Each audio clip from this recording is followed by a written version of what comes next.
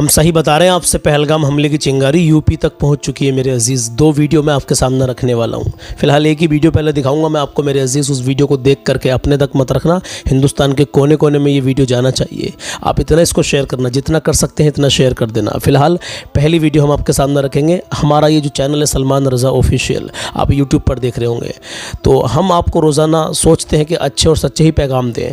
देखिए, मैंने कितनी बार आपसे कहा है कि जब से ही पहलगाम में हमला हुआ है मेरे अजीज़, कि अपने हिंदुस्तान के कोने कोने में कुछ नफरती लोग, कुछ ज़्यादा नहीं, हिंदू मुस्लिम सिख ईसाई, इंसानियत है सबके दिलों में, लेकिन इन्हीं इंसानों में से कुछ लोग ऐसे होते हैं जो बिल्कुल कट्टरपंथी होते हैं, जिनके दिल में इंसानियत, जिनके दिल में रहम नाम की कोई चीज़ नहीं होती। हाँ मेरे अजीज़, इसी के मद्देनज़र अभी मेरे साथ आप सिर्फ 5 से 7 मिनट बने रहना। वीडियो बेशक लंबा भी हो सकता है, लेकिन शुरू के 5 से 7 मिनट अगर आप हमारे साथ बने रहेंगे तो आपके कुछ समझ में आएगा, ताकि आप वीडियो को छोड़ कर ना जाएँ। हम इसीलिए आपसे क्यों कहते हैं कि बात मुकम्मल आपके समझ में आए।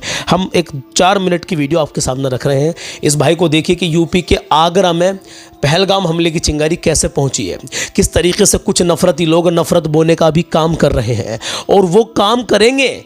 मुझे एक पैगाम अपने उन मोमिन भाइयों को भी देना है, उन गरीब मज़दूरों को भी देना है जो गांव-गांव फेरी करते हैं, जो कोई सेब अमरूद, जो फल फ्रूट्स या कोई कपड़े का कारोबार या कोई भी ऐसा कारोबार करते हैं जो गांव-गांव जा कर के करते हैं, उनको भी मुझे एक पैगाम देना है। वो मेरी बात को ज़रूर ध्यान से सुनकर जाना। पहले आप एक वीडियो हम जो आपको दिखाने के लिए जा रहे हैं उसको देखिए, किस तरीके से दहशत फैलाने का काम ये लोग कर रहे हैं, और इनके खिलाफ कड़ी से कड़ी कार्रवाई होनी चाहिए ताकि हिंदुस्तान का माहौल ख़राब ना हो। देखिए, तुम किसी को मारोगे, तुम्हें कोई मारेगा, देश बर्बाद हो जाएगा।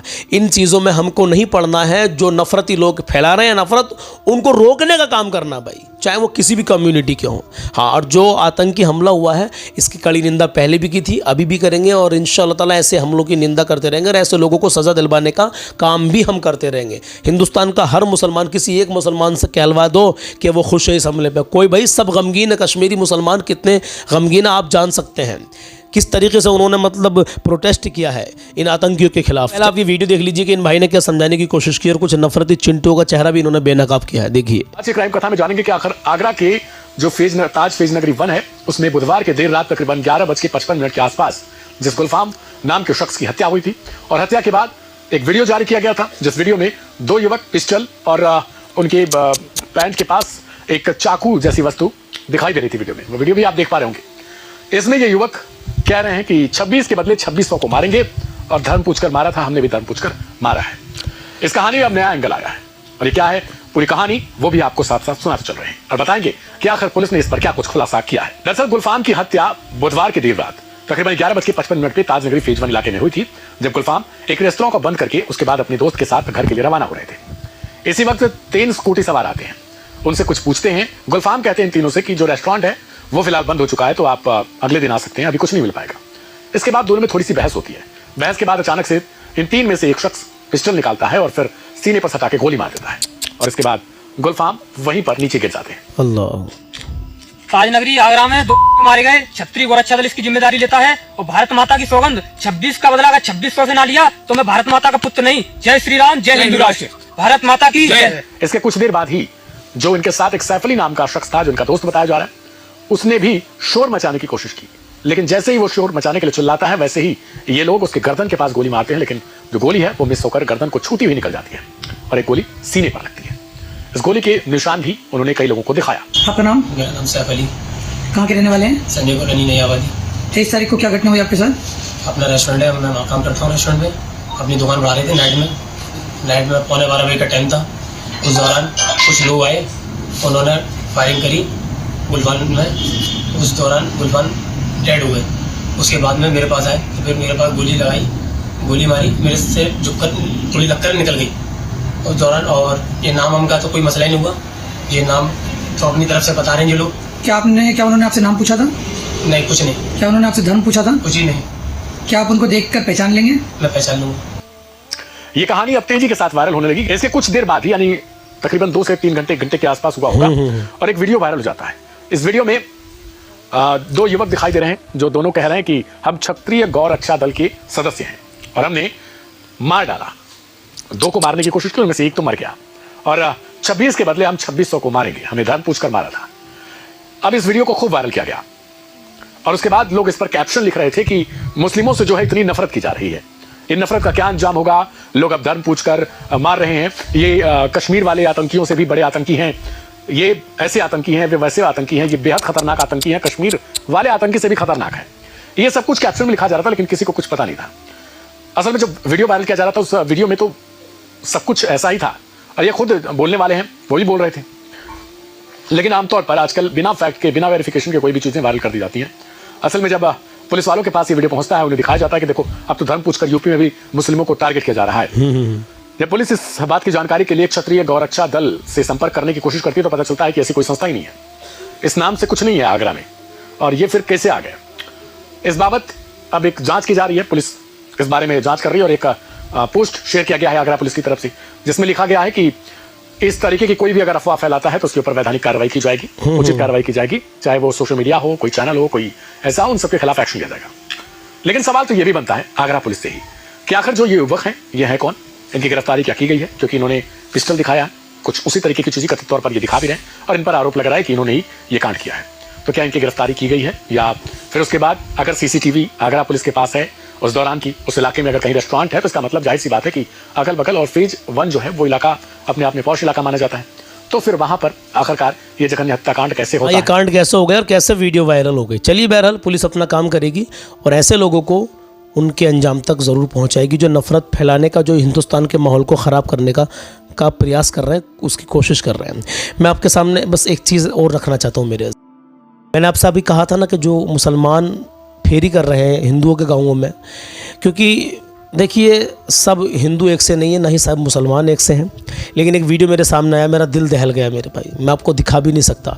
एक बुज़ुर्ग है और एक उनके साथ में एक लड़का है जवान, उन पर कार है, दिल्ली नंबर है, कार स्विफ्ट गाड़ी है, और वो गांव के मतलब बगल में गाड़ी खड़ी करके अपने साइड में को, और उसमें से कुछ मतलब सेट वगैरह निकाल करके गले में टांग के और बेच रहे हैं गांव के अंदर। तो कुछ लोगों ने उनको पकड़ा और पकड़ने के बाद में उनको गांव से मार मार कर बाहर निकाला।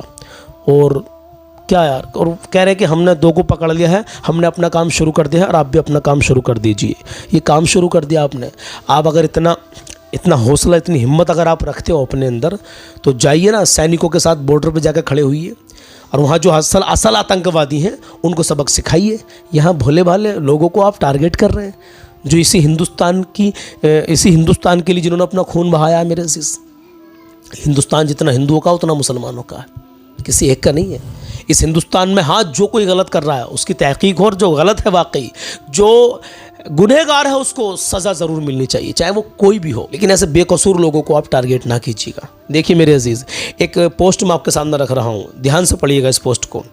इसी पोस्ट के नीचे लिखा है, जो वीडियो मैंने आपको दिखाई है, कि आतंकी चाहे कोई भी हो उसका कोई धर्म नहीं होता। सोशल कमेंटर इनकी आइडिया लिख रहे हैं कि आतंकी चाहे कोई भी हो उसका कोई धर्म नहीं होता, सभी आतंकियों को कड़ी से कड़ी सज़ा दी जाए, किसी स्टूडेंट्स या छात्र को हानि पहुंचाने का क्या तुक है। कुछ कश्मीरी स्टूडेंट्स को या कुछ मुस्लिम स्टूडेंट्स को कुछ लोग हानि पहुंचा रहे हैं, उनका क्या कसूर है? बेगुनाह लोग हैं भाई, वो बेकसूर लोग हैं, उन्होंने कुछ किया है, जिन्होंने किया है उसको सज़ा दिलवाओ, बिल्कुल दिलवाओ, और होनी चाहिए। आगे लिखते हैं, सभी भारतीयों को आपस में प्रेम, शांति, भाईचारा बनाए रखने की आवश्यकता है, तभी देश मजबूती से आगे बढ़ता जाएगा। जय हिंद, जय भारत, सत्यमेव जयते। इनका नाम है सोशल कमेंटर। एक भाई और है नीचे, श्याम कुमार, ये लिखते हैं, ऐसे कथित वीरों को भारत पाकिस्तान बॉर्डर पर भेजना चाहिए, जिससे सेना के जवानों की शहादत रुक जाए। कैसे लोगों को, जो अभी 2 वीडियो के अंदर 2 लोग देखे थे आपने वीडियो के अंदर, जो आगरा में जिन्होंने कांड को अंजाम दिया है, उनके लिए श्याम कुमार लिख रहे हैं कि ऐसे लोगों को, ऐसे वीरों को भारत पाकिस्तान के बॉर्डर पर भेजना चाहिए ताकि जवानों की शहादत रुक सके, ये लोग आगे बढ़ें। बिल्कुल जाना चाहिए भाई इन लोगों को। और एक भाई और हैं, ये इनकी आइडिया द कोलव देश, ये कह रहे हैं इन्हें कर बॉर्डर पर खड़ा, हाँ कि इन्हें बॉर्डर पर खड़ा करें, इन्हें हथियार चलाने का बहुत शौक है। बात तो सही है भाई। एक भाई और है जिनके आईडी का नाम है RVS सरकार, ये लिखते हैं कि गोरक्षा दल से निवेदन है कि अपने संगठन का इस्तेमाल आतंकवादियों के खिलाफ करें, ना कि निर्दोष लोगों के खिलाफ करें। बहुत अच्छा लिखा भाई आपने। चलिए, आज 27 अप्रैल है, चांद की 28 तारीख हो गई है। एक बात और आपके दिमाग में डाल देना चाहता हूँ कि जो निहत्ते, बेकसूर, बेगुनाह लोगों को टारगेट करते हैं, कहीं मारते हैं, पीटते हैं, तो वो भी आतंकवाद को अंजाम दे रहे हैं। जी हाँ, कई सारे मामले हमारे सामने ऐसे आए मेरे भाई। मॉब लिंचिंग होती है तो मॉब लिंचिंग करते हैं, एक बेकसूर बेगुनाह को चंद लोग मिलकर के उसकी हत्या कर डालते हैं। क्या वो आतंकवाद नहीं है? बहुत बड़ा आतंकवाद है वो भी मेरे अजीज। अगर वाकई कोई दोषी है तो भाई उसके लिए कानून है। लेकिन मैं फिर एक बार आखिर में कहना चाहता हूँ उन तमाम मोमिनीन भाइयों से कि आप किसी भी गांव में जा रहे हैं तो अपना और अपनों का ख्याल रखें। नफ़रती लोग जगह जगह आपको मिल सकते हैं क्योंकि देश का माहौल ऐसा बन चुका है मेरे अजीज़। बस गुजारिश करूँगा अपने बच्चों की रोज़ी रोटी के लिए जो लोग जाते हैं भाई, वो हिंदू है या मुसलमान है। अभी तो खासकर मेरे सामने 2-3 वीडियो आ गई, मैं आपको दिखा भी नहीं सकता। तो मुसलमानों को ही टारगेट कर रहे हैं लोग, कह रहे हैं कि गांव से निकलो, मार रहे हैं, पीट रहे हैं। एक हिंदू मोहल्ले में एक बेचारा पेंट कर रहा था, पेंट का काम कर रहा था दीवारों पर, उसको भगा दिया वहाँ से कि आप जाओ यहाँ से, निकलो 1 मिनट में यहाँ से, आप मुसलमान हो, हमें आपसे काम नहीं कराना। मजदूरी कर रहा था, बच्चों का पेट पालने के लिए वो मजदूरी कर रहा है। उसका क्या कसूर है यार? उसकी क्या खता है भाई? तो जो लोग समझदार हैं वो समझते हैं, वो मुसलमानों को सीने से लगाने का काम कर रहे हैं। लेकिन कुछ नफरती लोग हैं जो इस देश के माहौल को ख़राब करने की कोशिश कर रहे हैं, जिनके दिलों में ये बात बैठ गई है कि सब एक से। भाई ऐसा नहीं है, आप सब जानते हैं कि सब एक से नहीं है, और ना ही मुसलमानों का इसमें कोई रोल है। पाकिस्तान से वो आए थे, पाकिस्तानियों से हमें कोई मतलब नहीं है भाई। हमारा हिंदुस्तान जिंदाबाद था, जिंदाबाद है और जिंदाबाद रहेगा। कमेंट में हिंदुस्तान जिंदाबाद ज़रूर लिखना। आज की वीडियो में बात लंबी हो गई है, चलिए मैं आपको अल्लाह के नबी सल्लल्लाहु तआला अलैहि वसल्लम का फरमान बताता हूँ। आका करीम सल्लल्लाहु तआला अलैहि वसल्लम इरशाद फरमाते हैं कि अगर किसी ने बग़ैर इल्म और तजुर्बे के इलाज किया तो क़यामत के दिन उसके बारे में पूछा जाएगा। किसी के पास इल्म नहीं है, तजुर्बा नहीं है, और वो फिर भी इलाज कर रहा लोगों का, तो इसका भी सवाल उससे क़यामत के दिन होगा। तो ध्यान रखना भाई, अल्लाह के नबी का फरमान प्यारा आका सल्लल्लाहु तआला अलैहि वसल्लम का, तो फॉलो करना। अगर इल्म ना हो, तजुर्बा ना हो किसी चीज़ का, तो उसमें आप हाथ ना डालें, इलाज ना करें किसी का। चलिए मैं आपके सामने चंद अशार पेश कर रहा हूँ, पसंद आए तो दुआओं से नवाजिएगा और मोहब्बत से कहें सुभान अल्लाह। आइए कलाम शुरू करते हैं। लब पर नाते पाक का नगमा कल भी था और आज भी है, मेरे नबी से मेरा रिश्ता कल भी था और आज भी है। लब पर नाते पाक का नगमा कल भी था और आज भी है, मेरे नबी से मेरा रिश्ता कल भी था और आज भी है, मेरे नबी से मेरा रिश्ता कल भी था और आज भी है।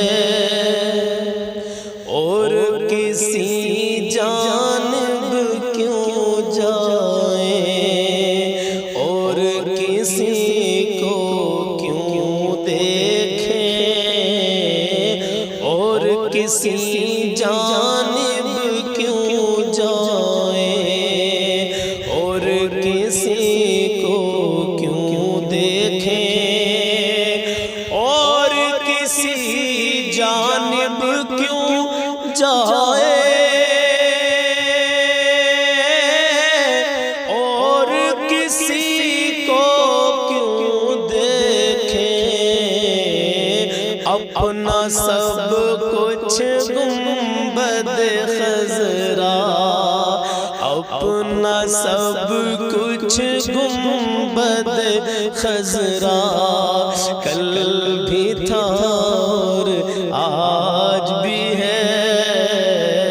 अपना सब कुछ गुंबद खजरा कल भी था और आज भी है।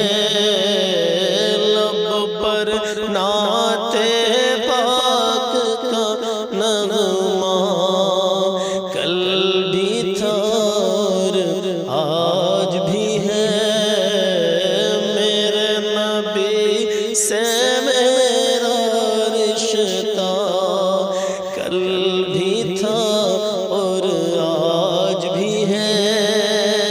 कि बतला दो गुस्ताख नबी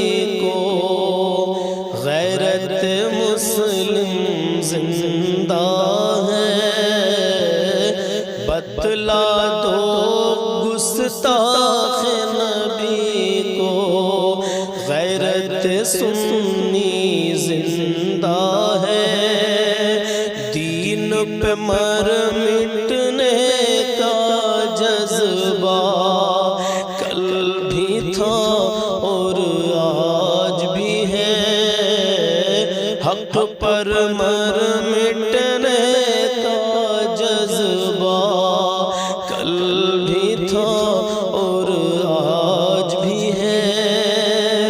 जिन आँखों से तैबा देखा और वो आँखें बेताब हैं, फिर इन आँखों में एक तकाज़ा कल भी था और आज भी है। इन आँखों में एक तकाज़ा कल भी था और आज भी है। लब पर नाते पाक का नग़मा कल भी था और आज भी है। मेरे नबी से मेरा रिश्ता कल भी था और आज भी है। और सुनिएगा आखिर क्या लिखते हैं, सब हो आए उनके दर से, जा न सका तो एक सब है, सब हो आए उनके दर से, जा न सका तो एक सभी है, सब हो आए उनके दर से, जा न सका तो एक सभी है। ये की एक तस्वीर तमन्ना कल भी थी और आज भी है। ये की एक तस्वीर तमन्ना कल भी था और आज भी है। उन पर मर मिटने का जज्बा, दीन पे मर मिटने का जज्बा कल भी था और आज भी है। लब पर नाते पाक का नग़मा कल भी था और आज भी है। मेरे नबी से मेरा रिश्ता कल भी था और आज भी है। दुआ करें मेरे पढ़ने को और आपके सुनने को अल्लाह रब्बुल इज़्ज़त अपनी बारगाह में कबूल फरमाए, आमीन या रब्बल आलमीन। इंशाअल्लाह मिलते हैं कल सुबह 10 बजे। अपना और अपनों का ख्याल रखें। तमाम मेरे मोमिनीन भाई, फेरी करने से पहले, किसी गांव में जाने से पहले अपना पूरा ख्याल रखें, क्योंकि नफ़रती चिंटू आपको कहीं भी मिल सकते हैं। इंशाअल्लाह मिलते हैं कल सुबह 10 बजे। अपना ख्याल रखिएगा। अल्लाह हाफिज़।